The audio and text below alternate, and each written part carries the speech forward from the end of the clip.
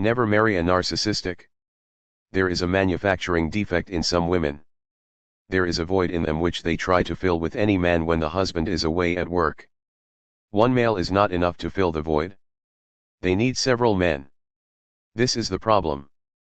In the marriage process, children are the product.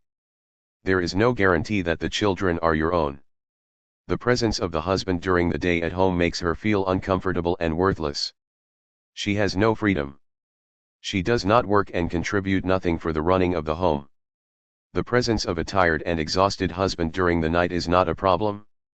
Immediately he hits the bed, he sleeps. He wakes up only in the morning. Children go to school during the day. That means she is in control 24 hours. She manipulates the children against their father. The presence of the man at home who works hard to feed the family becomes the problem.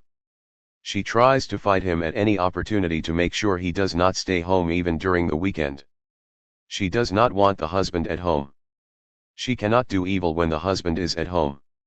She manipulates him to make sure that the husband does not stay home during the day, including a holiday. She can physically assault you if you are not careful. She can cause serious brain damage to the husband. She can physically assault you and even break open your brain. The children, as they are small, does not understand the role of the father.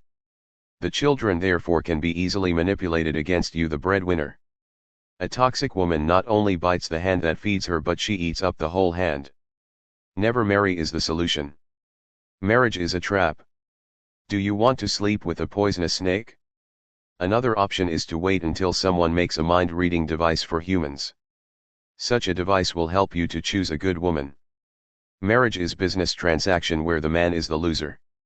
The woman does not worry about marriage vows taken during the marriage.